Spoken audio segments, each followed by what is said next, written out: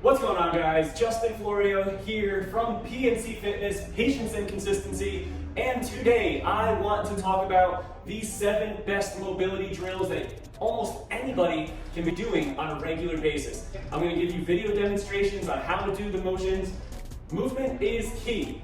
New clients coming into the gym, the number one thing that they want to work on is mobility and flexibility. Everybody wants to. Everybody's typically sitting at a desk all day and their posture starts to go. So over time, if we can stretch. Now, the most important thing that I want to get across to everybody watching this video, especially if you're a newcomer, if you're trying to find a new routine, is you have to do this stuff consistently, and you have to be patient in order to see the results that you want. You can't do this one day and then just expect to see the results, okay? You have to be doing this possibly 4 or 5 times a week, consistently progress it, get into deeper stretches. Over time, you'll start to feel better.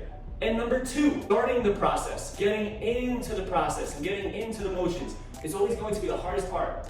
But getting down on the ground and just starting is going to be the most rewarding and most accomplishing thing that you will do throughout that day. Then, after that, you'll feel so much more rejuvenated after you do these motions. All right, so number 1, we have a couch stretch. We're gonna put an emphasis on the hip flexors.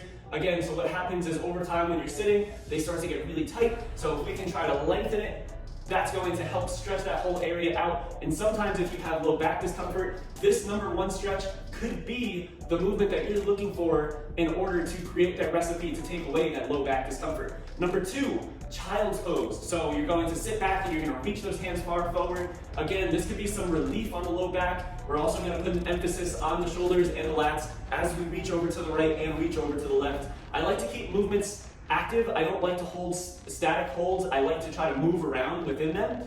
Number 3, we have a pigeon stretch. So we're going to try to drop that leg up in front, try to create a 90-degree angle with that front leg. That's going to be underneath you. Try to kick back that leg as far back as you can.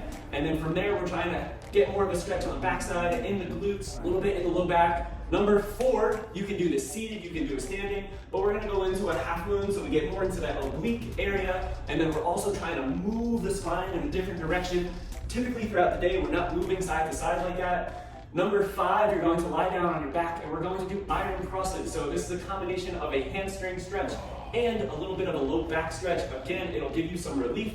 I always joke and tell people that you're flossing your hips just like you're flossing your teeth. Number 6, again, you can do the sitting, you can do the standing, but it's a figure 4 stretch. You can also do it lying down on your back. Again, I'm going to go over all these different modifications on how to do these.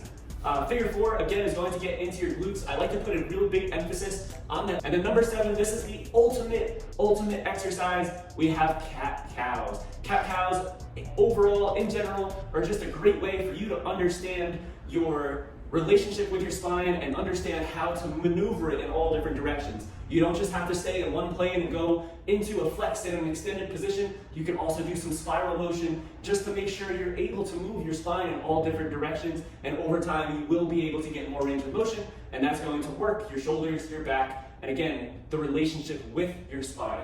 All right, guys.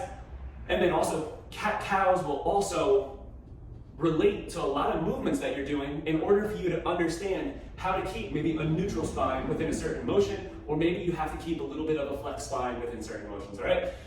I really hope that these 7 motions help. This could definitely be a great mobility workout, and if you're trying to relieve maybe some low back discomfort, or if you're just trying to overall feel better, all right? I hope this video helps you. If it does, please leave a comment, give me a like, and I will see you guys next time. Thank you so much for viewing this. Have a great day.